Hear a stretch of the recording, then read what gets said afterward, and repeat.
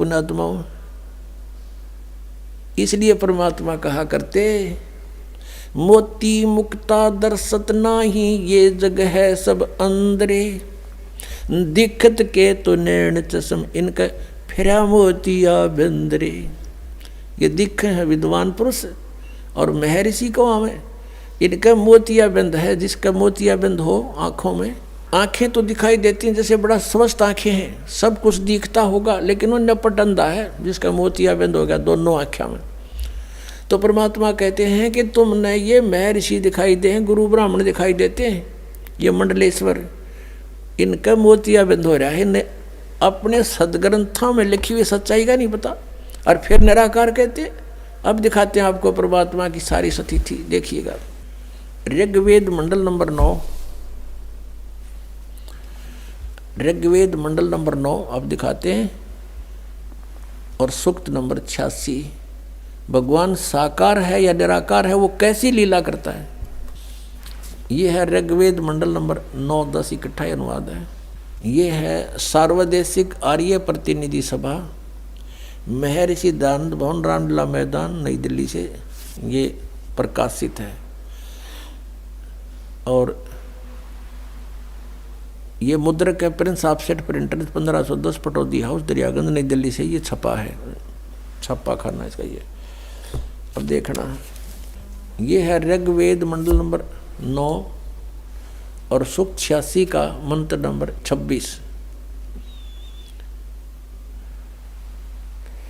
इसमें लिखा कि यज्ञ करने वाले यजमानों के लिए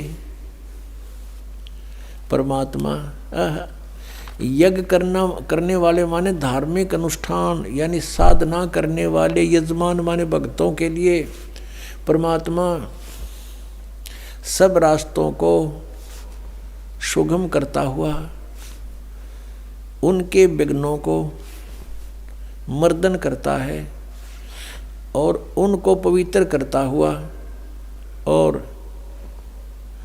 अपने रूप को सरल करता हुआ वह कांति में परमात्मा। यह लिखना था कबीर देव, कवि कोई भी सर्वज्ञ नहीं हो सकता जिसको सारा ज्ञान हो। कवि कविता बना सकता है, ये कबीर देव लिखना था यहाँ पर। वो कबीर देव विद्युत के समान यानी आकाशीय बिजली की तरह सेकंड में नीचे आ जावे, क्रीड़ा करता हुआ, ऐसे लीला करता हुआ वर्णीय पुरुष को यानी अच्छी आत्मा को प्राप्त होता है।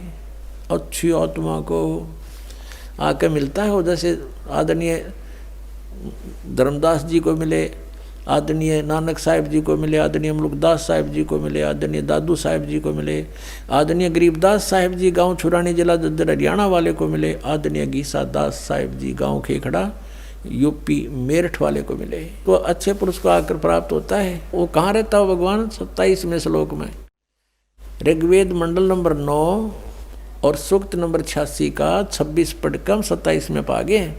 इसमें इन्होंने ये जो निराकार मानते थे भगवान को और वेद बता रहे हैं, वह परमात्मा प्रकाश पुंज को, परमात्मा को, जो परमात्मा ध्युलोक के तीसरे पृष्ठ पर विराजमान है, वहाँ रहता है। तीसरे एक स्थान पर रहता है ध्युलोक के यानी उस तेजो में लोक सतलोक के एक स्थान पर, तीसरे स्थान पर विराजमान है, स्थान पर विराजमान है, वहाँ रहता है। निराकार क्यों करो भगवान जब वहाँ बैठा है? आगे दिखाते हैं। ये है ऋग्वेद मंडल नंबर 9 सूक्त 82 का, ऋग्वेद मंडल नंबर 9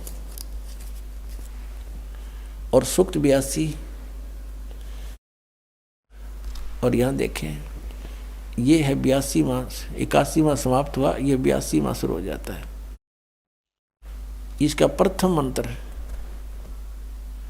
इसमें लिखा है कि जो सर्वोत्पादक प्रभु, सबकी उत्पत्ति करने वाला परमेश्वर प्रकाश रूप है। इसका अर्थ है वो तेजो में रूप साकार है, सद्गुणों की वृष्टि करने वाला, पापों का हरण करने वाला, पाप नाश करने वाला, पाप क्षमा करने वाला है। वह राजेव, राजा के समान, राजेव इसका अर्थ है राजा के समान आगे लिखा है।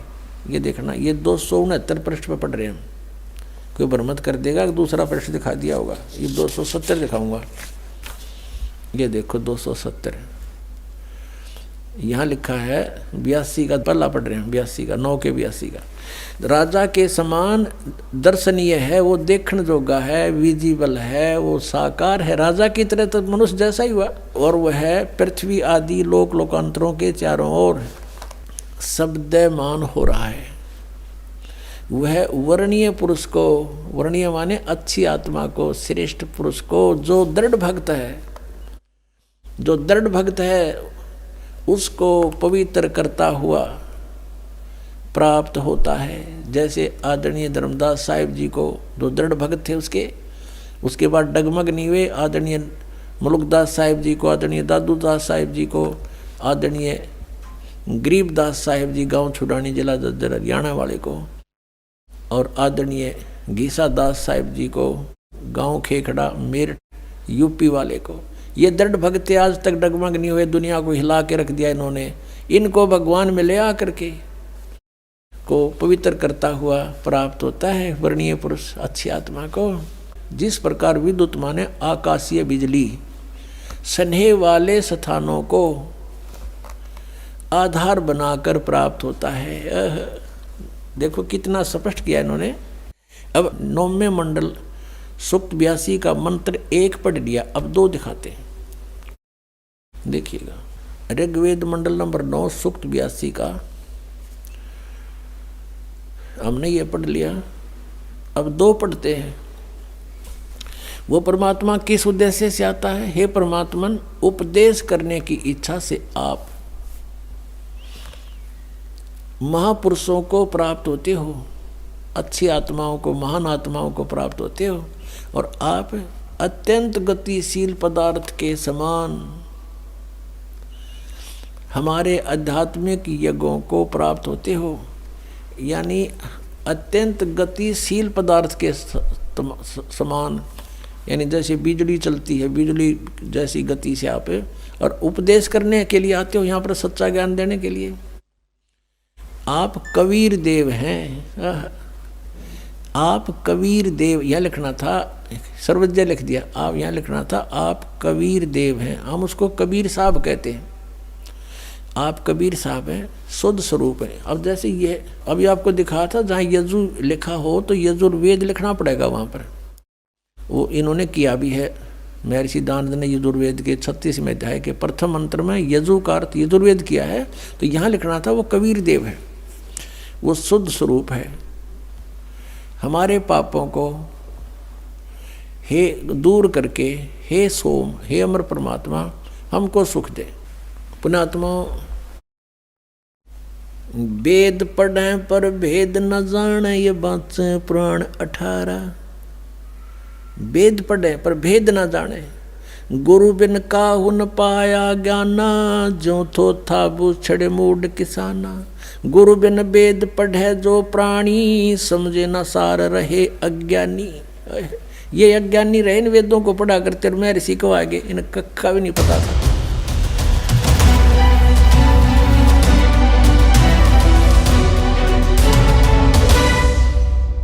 ये देखिएगा, यजुर्वेद प्रकाशक हैं सार्वदेशिक आर्य प्रतिनिधि सभा 2/5 महर्षि दानंद भवन, रामलीला मैदान, नई दिल्ली। ये यहाँ से छपा है। मुद्रक है Prince offset printers, 1510 Pataudi house, Daryaganj, नई दिल्ली से। इस 5वें अध्याय का 32वां श्लोक आपको दिखाते हैं। ये है 5वां अध्याय, 5वां, और ये यजुर्वेद, ये 32वां अध्याय श्लोक है, मंत्र है। यहाँ लिख रखा उसी गसी कबीर अंगारी असी। अब हम इसको कबीर बोलते हैं, बै कबीर, ये वह है, हम वह बोला करें। जैसे किसी का नाम वेद प्रकाश होता, हम कहेंगे आ वेद प्रकाश आजा। जैसे कोई धर्मवीर है तो धर्मवीर बोला करें हम, ये हमारा अपना लोकल लैंग्वेज है। तो हम इसको कबीर को कबीर बोलते हैं। अंगारी माने पापों का शत्रु, बम भारी माने बंधनों का शत्रु। इन्हीं का फिर है सवर ज्योति रित धामा आसी। ये देखो, हे जगदीश्वर, जिस कारण आप कांतिमान हैं। अंगारी माने छोटे चलन के जीवों, छोटे चलन वाले जीवों के शत्रु नहीं। ये तो बकवाद कर रखी, अनुवाद ठीक नहीं किया। अंग अरि माने शत्रु, अरि इसको संधि छेद करें, अंग अरि, अग अग माने अंग माने पाप होता है, पाप का शत्रु। और इसने क्या कर दिया, इसका अर्थ यूं कर दिया, संधि छेद करते समय इसको ऐसे कर दिया। और हम इसको अगर जैसे ये यजुर्वेद है, यही इसका इन्हीं से सेट होगा ये मामला। अब ये 36वां अध्याय यजुर्वेद का दानंद द्वारा अनुवाद है इसका। इसके प्रथम मंत्र में लिखा है रचम वाचम परपदे मनो यजु परपदे। ये यजु शब्द है ना ओनली, और यहाँ अनुवाद किया इसने इसका, इसमें यजु का अर्थ यजुर्वेद लिख दिया, बिल्कुल सही किया। अब ये यजु है, यहाँ लिखना पड़ेगा कि ये यजुर्वेद के विषय में है, ये पूरा अब बना इसका अर्थ यजुर्वेद। तो यहाँ ये देखो कवि है, इन्होंने यहाँ कवि कर दिया इस 5वें अध्याय का। और ये जो 32वां श्लोक हम पढ़ रहे हैं, इसमें ये जो कबीर शब्द है इसको इन्होंने ऐसे कर लिख दिया। अब इसका अर्थ करते समय यहाँ लिखना चाहिए था कबीर देव लिख देते, ये कबीर वह लिख के कबीर लिख देते, कबीर देव लिख देते, तो हम उसको कबीर देव बोल रहे हैं, कबीर देव। हम उसको कबीर देव, देव माने परमेश्वर, कबीर साहब हैं, यहाँ लिखना चाहिए वो कबीर देव हैं। ये कहना कवि इनकी वो समस्या भी हल हो जाए, कवि वो कबीर देव लिखना था, कबीर देव हैं, हम उसको कबीर साहब बोलते हैं, कबीर अपने लोकल लैंग्वेज में, वो कबीर साहब हैं। बमभारी माने बंधनों के, अरि माने शत्रु, ये तारा दिए जिसकी बकवास है विस्तार तेरा। अरि माने शत्रु, बंधनों के शत्रु, बस ये छोड़ दो, यानी बंधन के शत्रु।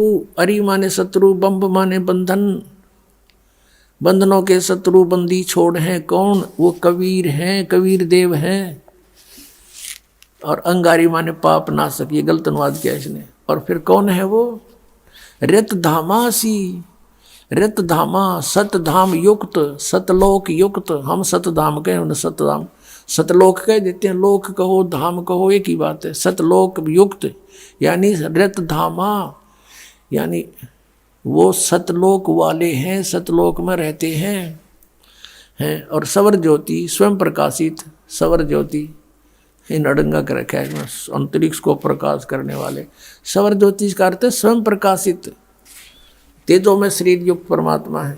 अब प्रसंग चल रहा है पुण्यात्माओं कि वेद मेरा भेद है, मैं ना वेदन के माही, जौन वेद से मैं मिलूं ये वेद जानते नहीं।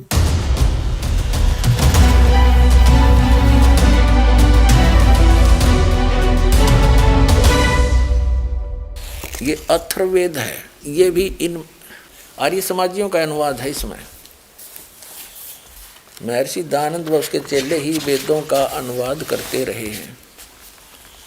ये कहाँ से छपा है, वहीं से प्रकाशक है पंडिता राकेश रानी। और ये कहाँ से छपा है, प्रधान कार्यालय वेद मंदिर महात्मा वेद भिक्षु सेवाश्रम, लेखराम नगर अब्राहिमपुर मुखमेलपुर दिल्ली। इतना ये है, ये देखिएगा चतुर्थ कांड में। और यहाँ देखिएगा एक 7वां मंत्र है, ये 7वां। इसमें यहाँ पर कबीर देव शब्द है, कबीर देव। ये अथर्वणम पित्रम देवबंधु बृहस्पतिम नमसा च गच्छात। तुम विश्वेश्वाम जनिता, तो माने आप विश्वसाम यानी सब ब्रह्मांडों के उत्पन्न करने वाले हो। यथा से देव कबीर देव है न दबायत स्वाधावान। इसमें लिखा है गतिशील पुरुषार्थी पुरुष निश्चल पिता विद्वानों व सूर्यादि लोकों का बंधु नियामक बड़ों बड़ों के स्वामी परमेश्वर को नमस्कार के साथ निश्चय करके पहचानिए, हे परमेश्वर तू सब सुखों का उत्पादक हो। क्योंकि यहाँ लिखना था आप कबीर देव हो। कवि देखो ये कबीर देव है, इसका इसने अपसर्ग लगा दिया पर, और देव का अर्थ परमेश्वर कर दिया। तो ये लिखना था वो कबीर देव है, वो कबीर परमेश्वर है। कबीर देव लिख देते, ये एज इट इज लिख देते, वो कबीर देव। हम उसको कबीर देव माने परमेश्वर, वह कबीर परमेश्वर है, इसका ये अर्थ है। जो सबका रचनहार और सच्चा साथी, सब ब्रह्मांडों का रचनहार, वो कबीर देव है, कबीर साहब है। हम कबीर साहब कहें, कबीर भगवान साहब को, परमात्मा को, राम को, अल्लाह को, गॉड को, खुदा को, कबीर गॉड है।